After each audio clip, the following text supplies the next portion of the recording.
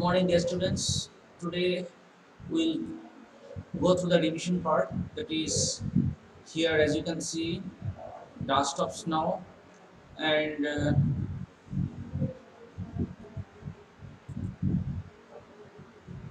fire and ice. As you can see here,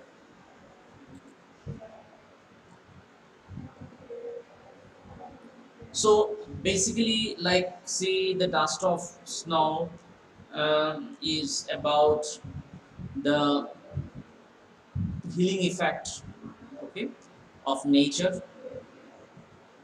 Here, as you can see, a dust of snow refers to particles of snow. The poet says that a dust of snow dropped by a crow from the top of the hemlock tree had changed his mood. Right? So, if there are three parts, like for example, what is dust of snow? What does the poet say has changed his mood? And how has the poet's mood changed? So, for such three-part question, you've got to make a three-part answer also. So for each part, you make a separate sentence or paragraph, you can say.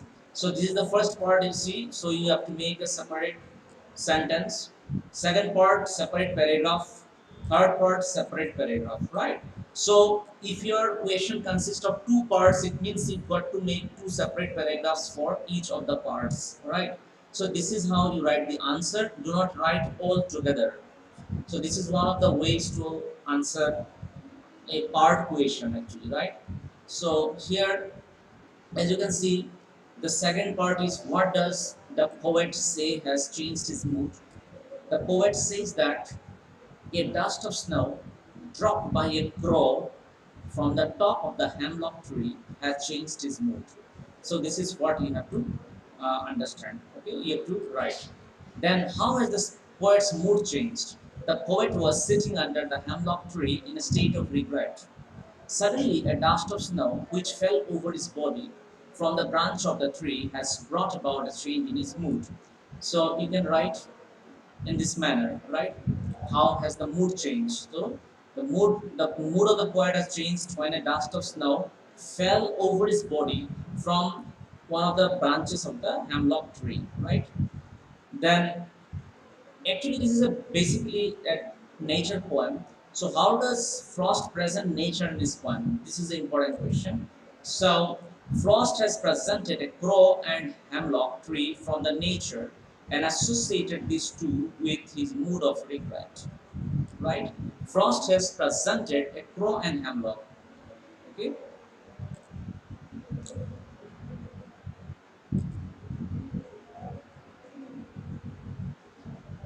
Uh, so crow and hemlock tree respectively symbolize sorrow, right? So the poet used the two images to match his mood of regret. So if there is a question like, why do you think the poet has used crow and a hemlock tree in this poem? Or why do you think the poet has used the imagery of a crow and a hemlock tree in his poem? For this, you have to write in this manner. The poet has used a crow and a hemlock tree as an as images in his poem or as imagery in his poem in order to match his mood of regret, right? uh, because the poet was in a regretful mood, and the imagery of crow and hemlock symbolize sorrow, right? So you can start like this. The poet has made use of imagery like crow or images like crow and hemlock because they respectively symbolize sorrow. So, in order to match his mood of regret, the poet has decided to make use of these two imagery, right? Likewise, you can write. Okay. The poet, on the other hand, has also made use of dust of snow from nature to represent state of joyfulness. So, there is a contrast actually here. You see, contrasting imagery, right? So, dear students, what is an imagery? Let me tell you, or what is imagery, or what is an image? Okay. So let me tell you, an image, you must be knowing, an image is a picture. So if a writer uses some objects or some names of something which immediately evokes some picture in our mind, so this is called imagery. So whenever the poet has mentioned the word crow or hemlock tree or dust of snow, so immediately these objects will evoke picture, image in our mind, right? We can visualize a dust of snow, we can visualize a crow, right? So that is what is called imagery, right? So the poet deliberately makes use of imagery in order that he can relate very easily with his readers, right? So you can say crow and hemlock represents respectively represents sorrow or symbolize sorrow, and the poet was in a regretful mood. So the poet used the two images to match his mood of regret, right? So if there is a question, why does the poet make use of two images like crow and hemlock tree? You have to write in this manner. And if there is a question like, what does the image of dust of snow represent? Then you write, the poet has made use of dust of snow from nature to represent state of joyfulness. Right? State of joyfulness. Next, you see, what do the crow and hemlock represent, joy or sorrow? What does the joy? So it is already discussed here, but still you can see the crow and hemlock tree represents the state of sorrowfulness. The dust of snow that the crow shakes up a hemlock tree represents the state of joyfulness. Here, to show the contrast of his mood, the poet has used that contrast in images. Yes. So there might be another question. Why do you think the poet has made use of contrasting images in the poem Dust of Snow? Then you have to write, um, when the poet has made use of the crow and hemlock tree, his mood was, he was in a repentant, you can say he was in a repentance mood. Okay.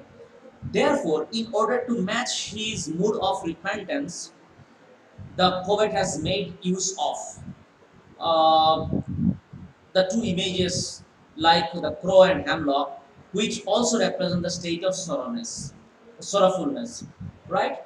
So that is about the crow and hemlock tree. Now we'll write about why do you think the poet has used the image dust of snow. So then you write, the dust of snow that the crow shakes off a hemlock tree represents the state of joyfulness. So therefore, in order to, or you can write, in order to show the contrast of his mood from the mood of regret to the mood of joyfulness, the poet has made use of contrasting images. So dear students, if we have to make the 2 mark answer little bit extended, like do not write in just 2 lines, okay, write at least 4 to 5 lines, understood? Means you have to write in 30 to 40 words, excluding prepositions, then articles and helping verbs. Always remember, when it comes to counting of the words in a sentence, only the core words are used, not the not words like conjunction, prepositions, then helping verbs. They are not used. Helping verbs are not used. Conjunctions are not used. Prepositions are not used. And but okay, they belong to conjunctions, so they are not used, right? Only the core words are used. That is why if you write at least 4 to 5 lines, that will come up to 30 words. Okay, they will comprise of 30 words, and you need to little bit expand the answer also. Like, so instead of simply writing the dust of snow, you write the dust of snow that the crow shakes off a hemlock tree represents the state of joyfulness. So it's a very important question even for board examination. Why do you think the poet uses contrasting images of Crow and Hemlock, and Dust of Snow in the poem The Dust of Snow, right? So you have to write in an extended manner the way I have suggested to you, right?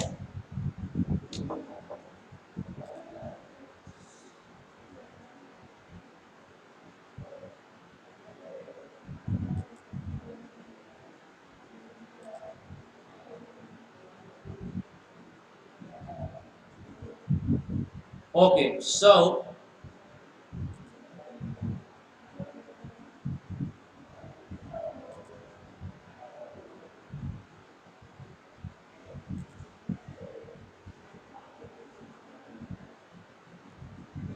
okay, so yes, students, I hopefully you have come to know what you have to write from this poem, right? So now let's go through the theme quickly.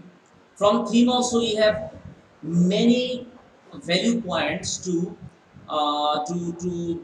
you can write in your answer, right? For example, Frost has presented nature in quite an unconventional manner.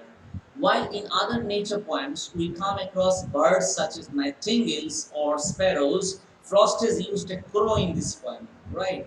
So this is how the poet has presented nature in quite an unconventional manner. The nature has been used in an unconventional manner, right?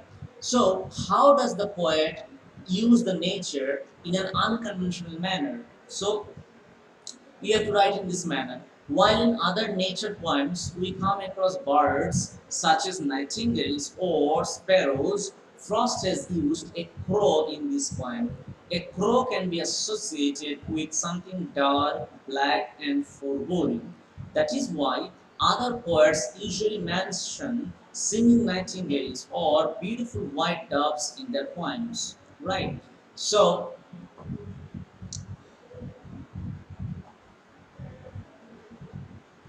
also, the poet has written about a hemlock tree, which is poisonous tree. He has not written about a more beautiful tree such as a maple or oak or pine, because these trees symbolize beauty and happiness. Frost wanted to symbolize the feelings of sadness and regret, which is why he has used a hemlock tree. So, see, from this theme also you can find this sentence which you can use in your answer. Frost wanted to symbolize the feelings of sadness and regret, which is why he has used a hemlock tree. The crow and the hemlock tree represent sorrow. The dust of snow that is shaken off the hemlock tree by the crow stands for joy that Frost experiences. He has therefore used an unconventional tree and bird in order to contrast them with joy in the form of snow, right? So uh, you can write your, you can have plenty of value points from the theme also, theme part also, right?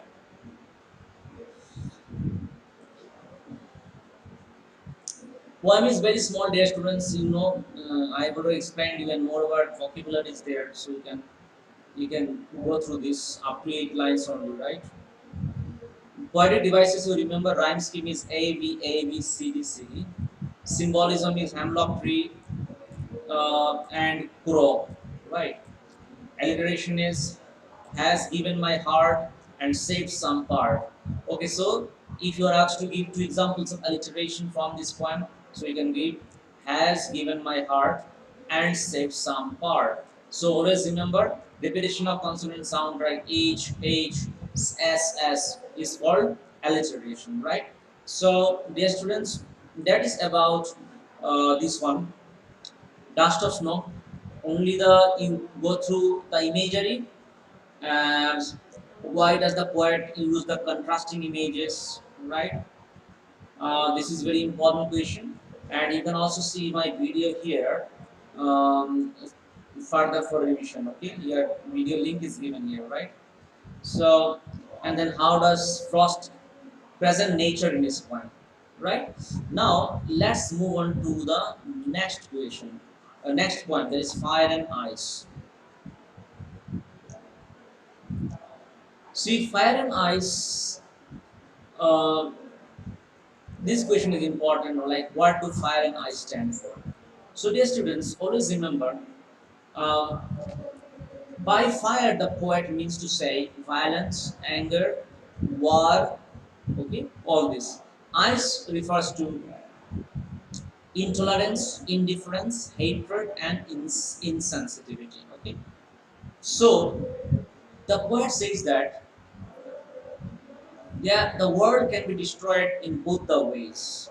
The world can be destroyed by means of violence, war.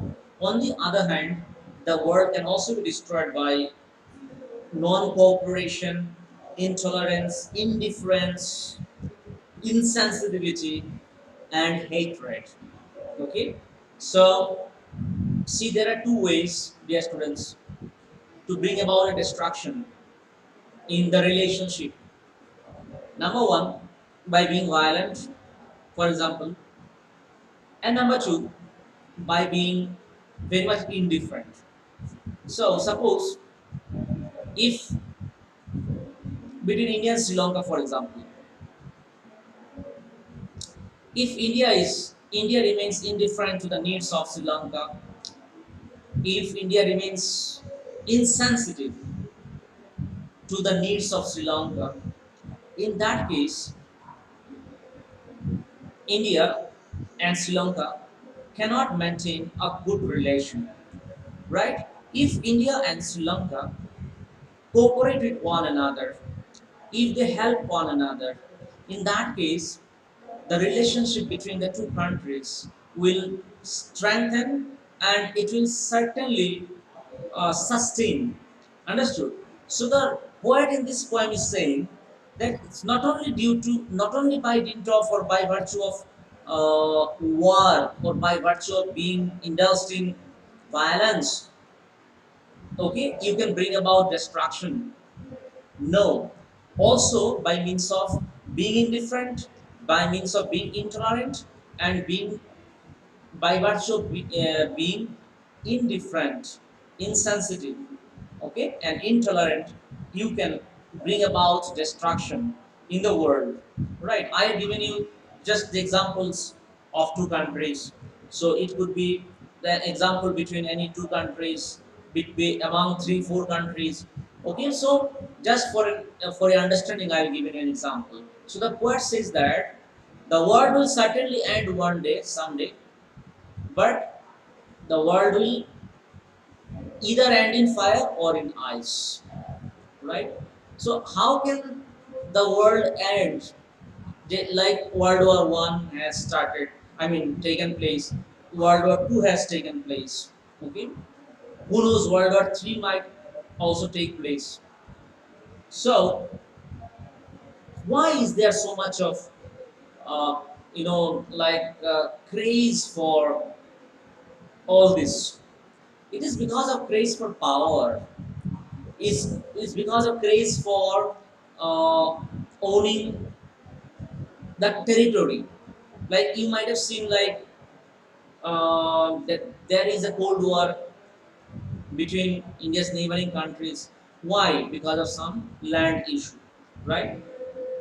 Because of some land issue, right? So one is saying it is my land, another is saying no, it's my land. You have encroached my land, right? So it's a craze for power, craze for possessing land, craze for possessing weapons of mass destruction. Like for example, if India possesses nuclear weapon, Pakistan will also go for nuclear weapons. Sri Lanka will also go for nuclear weapons. Bangladesh will also chip in and will say, why should we be left behind? We will also become a nuclear power. Understood? So it's a craze. It's a craze for weapons of mass destruction. It's a craze for power. It's a craze for owning or you can say encroaching lands. That is the reason as to why the war is taking place, violence is taking place. It's because of the craze for power and possessing more and more things. So this is how the world can end in fire. And You can say in fire means if we remain indifference to the needs of one another, if we do not help one another, if you do not cooperate one another, if you cannot reach out or extend helping hands to another country, in that way also the world can end, because everybody will remain aloof, separate from one another. Nobody will help one another. In that way also work can end. So, dear students, in this poem, the poet Robert Frost is given two possibilities of the world coming to an end, right? One can be either by fire, or it can also be by means of ice. Ice represents indifference, hatred, insensitivity. Okay, this is what is ice all about, right? So, dear students, it's a very small poem, very small poem. So you can read this one. According to Frost, fire stands for greed, desire, conflict, and fury. Greed gives rise to conflict, which in turn destroys the society. On the other hand, I stands for intolerance, indifference, hatred, insensitivity. Indifference and hatred in the minds of human beings also breed intolerance and cruelty, which ultimately spells disaster for humankind. Okay, so if there is a question, how does both fire and ice bring about an end to this world, you have to write the entire answer from here, right? So please do learn by heart. Okay,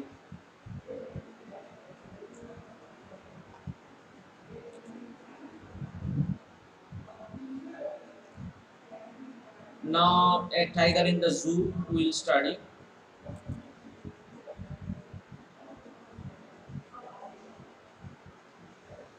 Okay, now dear students, you see a tiger in the zoo.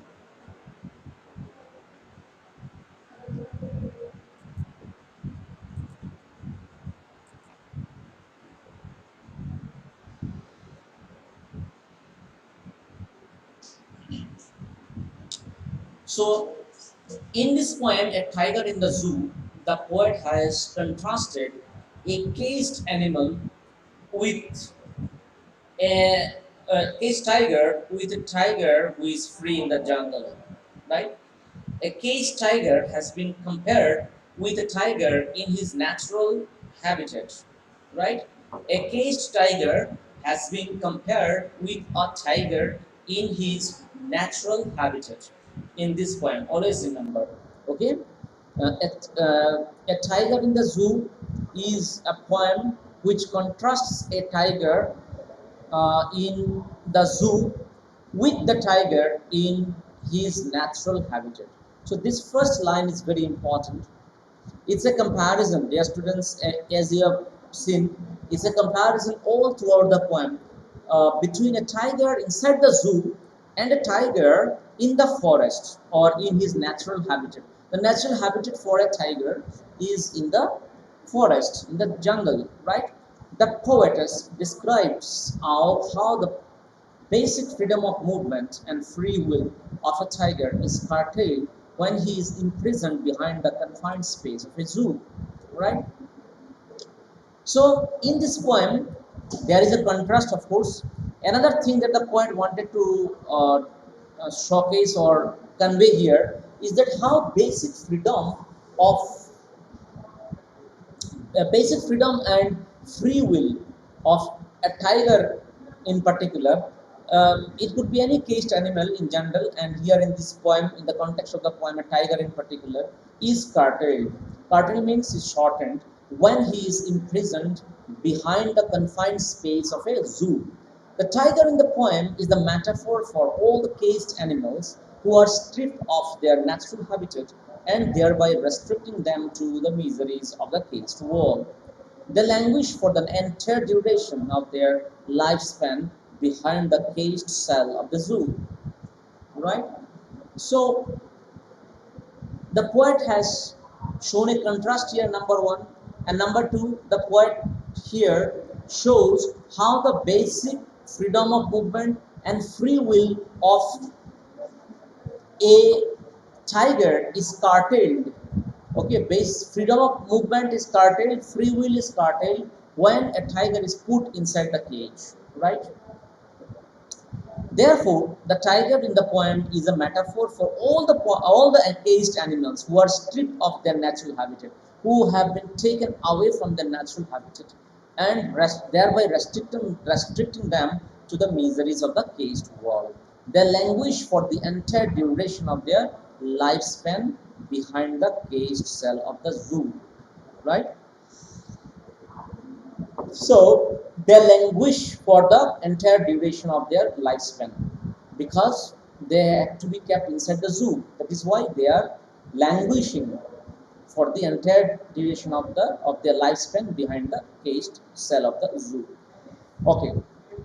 Now the poem moves from the zoo to the jungle and back again to the zoo. Because you might have observed, dear students, in one of the stanzas, it is about tiger in his natural habitat, and another stanza, the tiger is in the zoo, right? You might have seen in the poem. So by comparison, the poem shows the merits of roaming in his natural habitat vis-a-vis demerits of a caged life, right? So if there is a HOTS question given to you, like for example, mention two merits of roaming, mention two merits of roaming in his natural habitat versus two demerits of a caged life. Okay, as mentioned in the poem, the tiger, right? So you have to think about this, right? What are the merits of the tiger being in the natural habitat, and what are the demerits of a tiger being in the cage?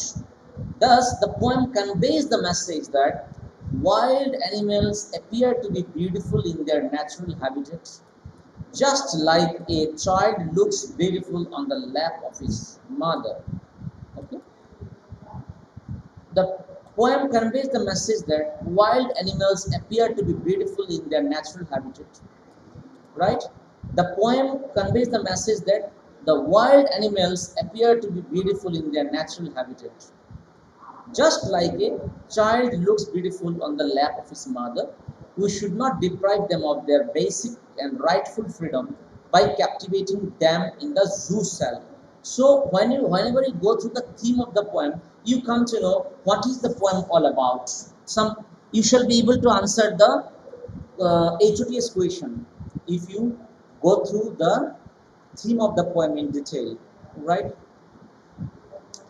As I told you, you can be also asked questions like mention two merits of a tiger in his natural habitat versus a tiger in the zoo. Okay, so you have to write. Okay, you have to and two disadvantages of the zoo, right? So such sort of questions might come. Okay, and or it can be how is the freedom of the movement of a tiger curtailed inside the zoo, explain with reference to the poem, right? Likewise questions might come.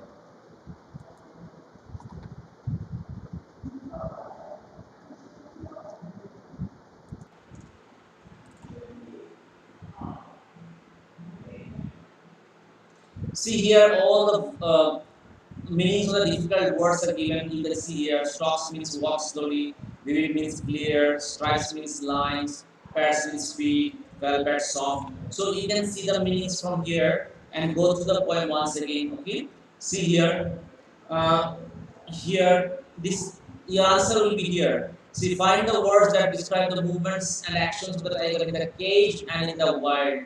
Okay, so in the cage it stalks, but in the wild lurking in the shadow. Few steps of his cage, sliding through the long grass. Quiet rage, rage means anger, snarling around houses. Locked in a concrete wall in the zoo, bearing his white fangs, his claws. Stalking the length of his cage, terrorizing the village. Okay, so these are the differences between the tiger being in the cage and in the zoo. Sorry, in the forest. Notice the use of a word repeated in lines such as on pairs of velvet white in his quiet rage, and stares with his brilliant eyes at the brilliant stars. What do you think is the effect of this repetition? The repetition is a poetic device which is used in order to give emphasis on to the meaning of the words that are repeated, right? Like for example, in the first sentence, velvet white refers to soft velvet pads or feet of the tiger. Velvet pads, matlab velvet pads means soft feet, right? Velvet is a uh, velvet is an imagery for something which is very soft, right? Velvet. So velvet quiet means here refers to the velvet feet of the tiger when it moves on the surface of the zoo. Whereas quiet rage means suppressed anger. Always remember. No, quiet rage means suppressed anger. Okay. So please do remember that quiet rage means suppressed anger, right? At not being able to exercise his natural freedom of movement.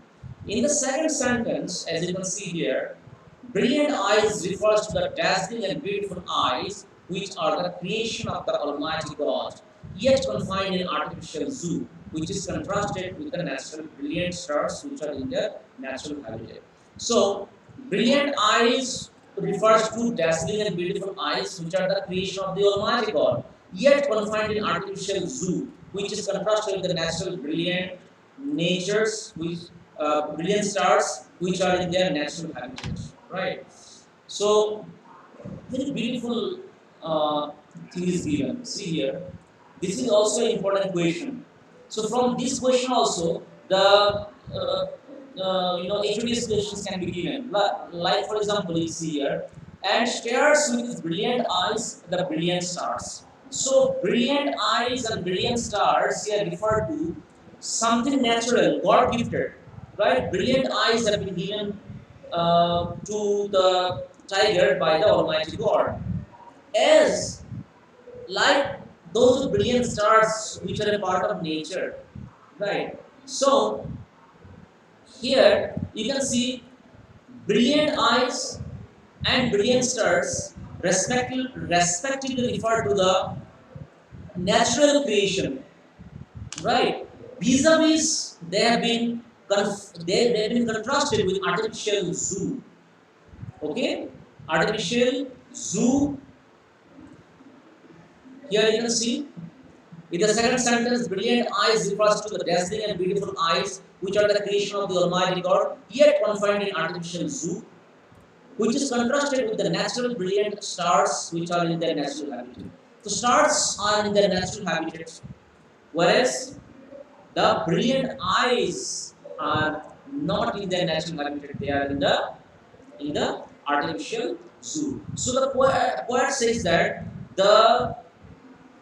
the things that are supposed to be in their natural habitat should not be taken away from their natural habitat to an artificial place. Otherwise, they look out of. Otherwise, what happens? Otherwise, what happens? They look out of place. Otherwise, they look out of place of their environment, right? And then here you can see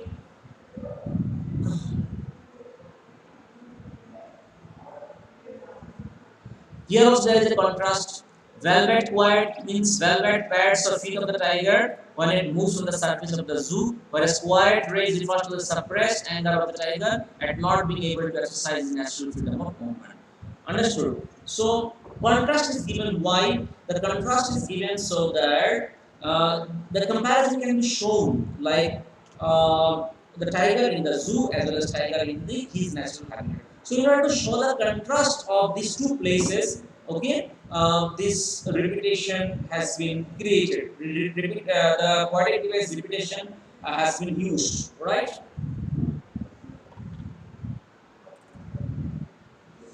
So dear students, I have explained you about these 3 points. So you please understand. I hope you understood what questions you have to prepare from a tiger in the zoo. You prepare these questions like what I just discussed. Okay, why is there a contrast? Okay, and then what are the merits? mention two merits of a tiger in the zoo as tiger in the natural habitat versus two demerits of the tiger in the zoo. So likewise, questions might come. Okay, and imagery, which are the symbols used here. Why is repetition? Why is the poetic device repetition used in the poem The Tiger? Okay, so these sort of questions will come. Okay, because now, dear students,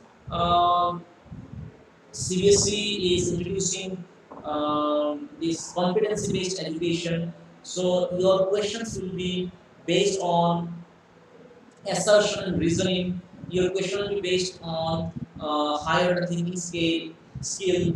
Your question will be based on global comprehension of the lessons, okay, not local.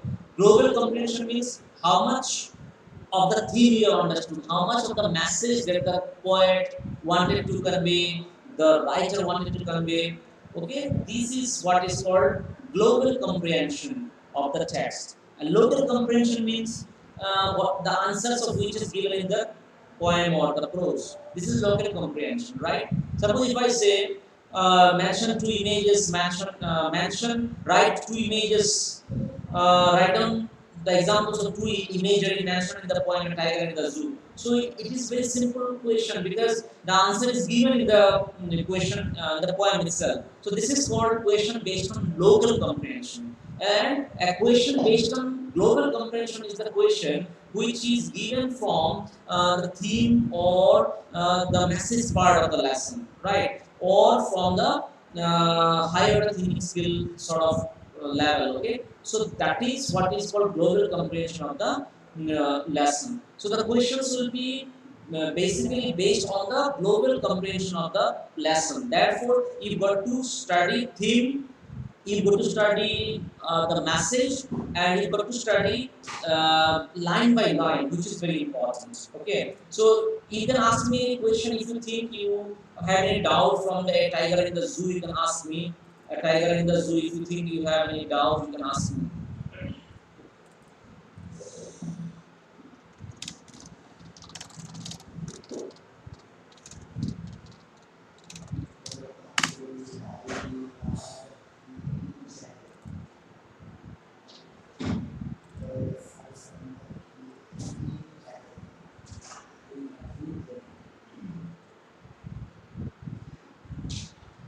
Okay, so prose you can go through on your own, and as I told you, go through the text first, and then go through the NCERT solution. Because in order to answer the questions, you got to understand each and every paragraph of the lesson. Okay, I already explained you, and this Nelson Mandela also first you go through the paragraphs, then you go through the question answers which I have given you, right? So. So, okay, so good luck, dear students. See you in the next class, might be after the test gets over. Okay, so in the meantime, if you have any query from Nelson Mandela and all that, you can ask me. Okay, Nelson Mandela basically what he wanted to say, like in this lesson, he wanted to say what is a courage. Okay, how is a courage defined? What are the two types of freedom that Nelson Mandela has mentioned? Okay, then how did Nelson Mandela bring about and how did Nelson Mandela bring about the end of the political system called apartheid? How did he bring to an end the political system called apartheid in South Africa? That is based on higher thinking skill. Okay, so the answer of which is not explicit in the lesson, answer of which is not given in detail in the lesson, but from your understanding of the story, you can write how does Nelson Mandela bring about an end to the political system of apartheid in this country. So likewise questions might come. The questions will not come straight away from the story. Okay, the questions will be somewhat based on the global comprehension of the lesson. As I told you, global comprehension, which is very important. Okay, dear students, so you go through the text first, okay, and then you prepare the HODS based questions, okay. Some questions I'll give you, of course, from local comprehensions, like what are the two different types of freedoms the poet talks about, or how does Mandela define, courage, and then how does the concept of freedom change when Nelson Mandela grew up? Okay, so as Nelson Mandela grew up, his concept of freedom also underwent change. So, what is this? Explain with reference to the story. Okay, and letter to God also some HOTS based questions might come. Okay, so please read these two lessons. Um, Text in detail, and then you go through the question answers. Okay, thank you so much, dear students. Bye bye, take care, and have a great day, and all the best for your PT1 examinations. Okay, bye.